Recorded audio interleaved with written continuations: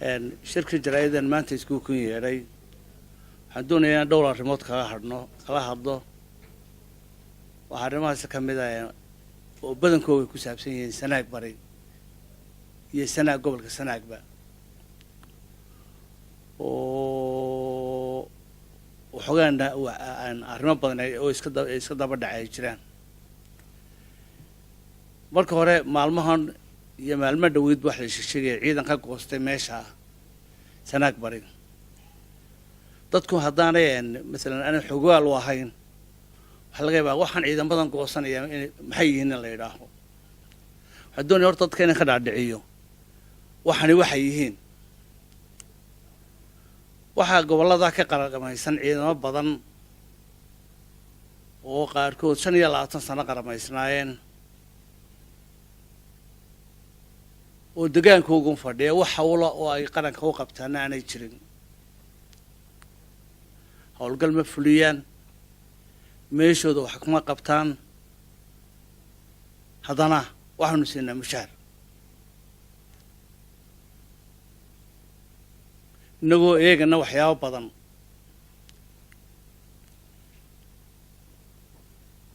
weli intaa ay joogeen wax hawla waa hawlgallada ka socda waddanka waxba kamay fulin xataa tii doorashooyinkii wax nafla kamay qaban uun halkooga un baynu ku masruufanay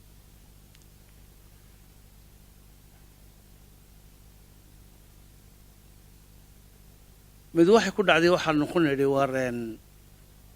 baran oo degaankoogii ahayd inay tagaan baan ku amarray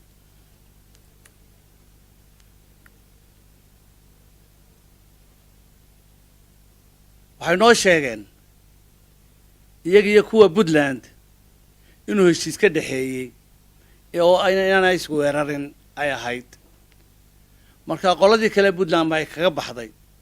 sida aawadeed annaguna aanan weerari karayn waanu ka tagnaa bayda ciidanka ma raacin badiyaa laakiin waxa tagay saraakiishii hogaaminaysa waxa halka ka muuqatay muddadeena la joogeen bakhayaamo inay ku socdeen qarankana uma baahna lacag bilaash oo la bixiyo qofka lacagta la siinaya waa inuu wixii waxa lagu siiyay in leega ku qabta sida ciidamada kale jiidaha jooga ay u shaqeeyaan waa inay u shaqeeyaan ciidamada kale meelaha joogaana ninku haddaan waajibkii fulin karayn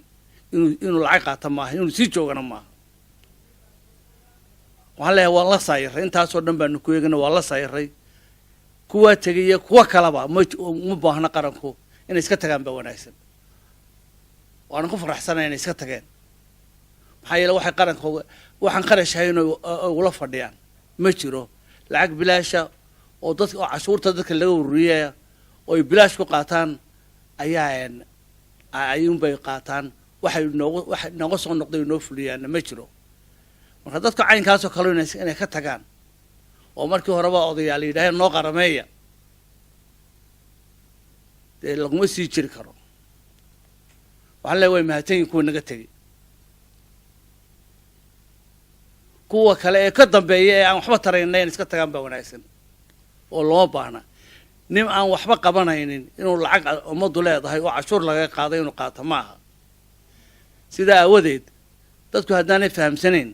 ciidankan hadda naga tegay oo ciidan aan wax marka hore waxba inoogu tarayn waxaan kharash ahayn mooyaane wax faa'iido inoo qabanayaana jirin mar hadday caynkaa tahay kuwa iyo kuwa lamida waxay iska tagaan amba qaranka u shaqeeyaan laakiin ciddii almeeno qofku hadduu wanaagun ku joogayo dee waan qaadan karnaa laakiin qofka oo dhiigroor kugu ridaya oo kharash kaa qaadanaya haddana hadduu wax kale ku daro adeer wax la qaadan kara maaha meelahay tegayaanna Somaliland baa uga nafaqo badan nin kastoo Somaliland ka tagana wuu ku soo noqdaa marka looma baahnaan leeyahay kuwa tegay looma baahna kuwa kale aan waxba qabanaa amba waa nu eri amba iyagaa iska tegi haddii kala qaranka u shaqayni laakiin si la isku dul noolaan maayo mar dambe isku dul noolaasho dambe ma jiraayo taasi waa taa qofka aba una cashuur bixiya amba inu waajibaad qabtaa weeye laakiin qof aan labadiiba qabanayni haddana dadkaa ku dul noolaanaya meesha ma suurtoobayso taasi waa taa ta kale ee ku saabsan ee sanaag hadda jirtay caara arrintiisa ku saabsan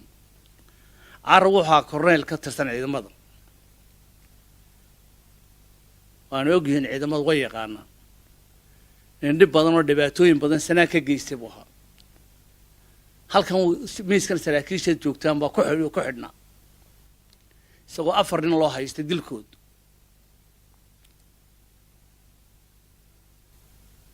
rag baa ololeeyo ninka la sii daaya leeyahay weli kiiskiisii sidii buu yaallaa ee maxkamadda waxa yartay isagoo jooga haddana baanduulo laga dhigay halkaa markuu tegayna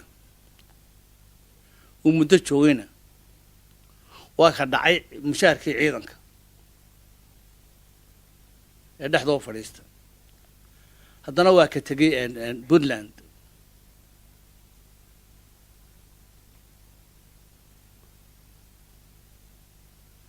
dadka uu gacantiisa ku dilayna ee gobolkaasna ka tirna 10 qof kama yara qaar hadday ciidan tahay iyo hadday tahay shacab waxaan arkay dad u doodaya aba sanaa kula kulmay ninkaas la iska daayay waa geesi goor buu noqday nin qaran nin ummad islaam xasuuqay inuu geesi noqdo in la qisaasa bay ahayd si isagana dambiga ilaahay uga dhaafo oo dadku laayay loo qisaasa bay ahayd laakiin in loo qaato geesi anu waxaan u arkaa ana shakhsiyan inay tahay dambi ka u doodayaana hadduu wax u tarayo dambiga uu sameeyey ha laga jaray inuu ogolaado in laga jaro maxkamad la saaro laakiin iska socow dad baan laayay waxaan doonaan sameeyey ciidan baan laayay haddana iska soco anu waxaan u arkayaa khalad qarankuna waxa weeyaan sharci buu leeyahy sharcigaayna kala hagaan qofkii dembi galay in maxkamad la saaro sharciga hadda odhanaya marka waxaan leeyahay dadka u doodaya caare u doodaya waa dambiil caare waa dambiilo qaran oo weliba ku dhiiran hadda oo isla geesi baa tahay inuu dad laayay arrintaasina waa taa marka dadku haddaanu xaqiiqda aanu la fays karayn oon xaqiiqda laga leexleexdo dhibaatada ay leedahay waxaan leeyahay ciidamada idaga goostay dan idinma jirin ee xoolihiin bay cunayeen dagaal idinma gelayn waxna idinmay tarayn kuwa noocaas oo kalena ha ka tagaan qaranka uma baahnayn 25 sano iyo sidaa ku soo jiray niman waxba tarayn iyaan meesha joogin taa carana waa caynkaa oo ninkaasi hawsha waxaasoo dambiga sool buu dhibaato ka galay sanaag buu dhibaato ka badan ka geystay haddii lagu daayo oo geesi la yidhaaho waa dhibaatadeeda leedahay yaa dambiilo noqonaya markaa kuma dambiilo noqonaya waa in equal loo haadaa sharciga iyo dastuurka waa in loo sinaadaa shirkayga jirayd wuxuu maagan yahay intaa weeye inaan dadka ka dhaadhiciyo inaanay ciidamadaasi kuwa wax u tara iyaga aan ahayn ninkaasina xaalkiisu caynkaa yahay waanad mahadsantiin